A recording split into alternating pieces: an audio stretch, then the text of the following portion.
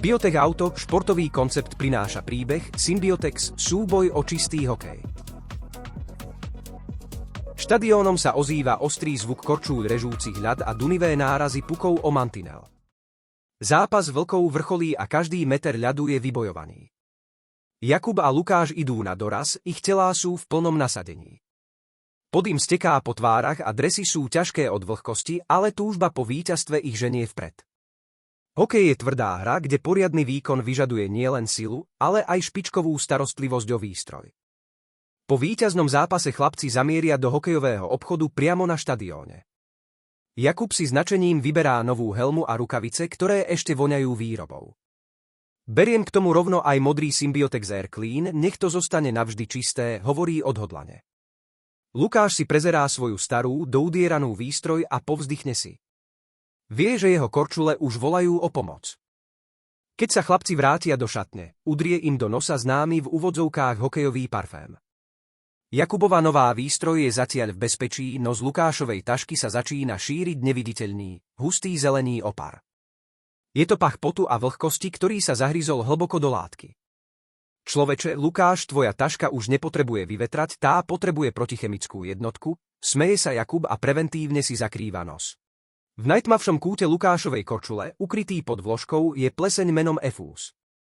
Je to malý, zelený, chlpatý záškodník so zlomyselným úškrnom. Tu je môj hrad. Milujem túto tmu a nekonečnú vlhkosť, mrle si spokojne. Pleseň Efús je kráľom neviditeľných baktérií a zápachu, pripravený rozširovať svoje kráľovstvo do každého vlákna hokejovej výstroje. Jakub vie, že najlepšia obrana je útok. Berie do ruky modrý Symbiotex Air Clean a začne ním systematicky vystriekavať vnútro svojej novej helmy a rukavíc. Sila probiotík sa postará o to, aby si tu pleseň Efús ani neškrtol, vysvetľuje kamarátovi. Prírodné zloženie spreja je šetrné k jeho pokožke, takže sa nemusí obávať žiadneho nepríjemného svrbenia počas hry. Lukáš sa rozhodne pre radikálnu záchranu svojej výstroje.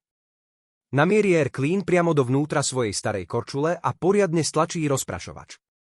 V tom momente sa stane niečo úžasné. Z hĺbky korčule namiesto zápachu vyrazí silný, dynamický prúd sviežosti. Modré a svetlé častice tancujú vo vzduchu spolu s jemnými zelenými lístkami, ako by sa v šatni práve otvorilo okno do čistého lesa. Pod mikroskopickou lupou sa medzitým odohráva rozhodujúci súboj. Armáda priateľských baktérií Bacillus, vyslaná Symbiotexom, vyráža do útoku.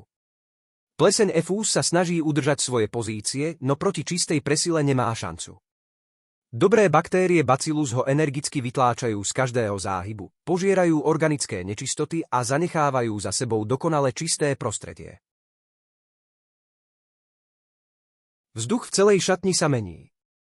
Na stene nad dverami je umiestnený automatický rozprašovač Symbiotex, ktorý v pravidelných intervaloch vypúšťa do priestoru dávku sviežosti. Jakub a Lukáš sa zhlboka a s úľavou nadýchnú. Konečne to tu vonia ako po daždi a nie ako po týždni v posilňovni, povie Jakub. Profesionálna šatňa sa zmenila na oázu čistoty. Chlapci vedia, že hygiena nekončí len pri korčuliach. Berú do rúk Symbiotex Unej Clean, aby vyčistili aj okolie. Jakub nastrieka univerzálny čistič na lavičky a hokejky, zatiaľ čo Lukáš pripravuje vedro s vodou na podlahu. Poriadok v šatni znamená poriadok v hlave pred zápasom, hovorí Lukáš a berie do ruky mop. Celý priestor sa pod ich rukami mení na bezpečné miesto pre celý tím. Tím Symbiotex je pripravený vyraziť na ľad. Jakub a Lukáš stoja pred zrkadlom v dokonale vyčistenej výstroji, cítia sa svieži a plní novej energie. Pleseň Efús je definitívne porazený a ich vybavenie je chránené neviditeľným štítom probiotík. Keď sa cítiš čisto, hrá sa ti lepšie, tľapnú si chlapci rukavicami a s novým sebavedomím smerujú k tunelu na štadión.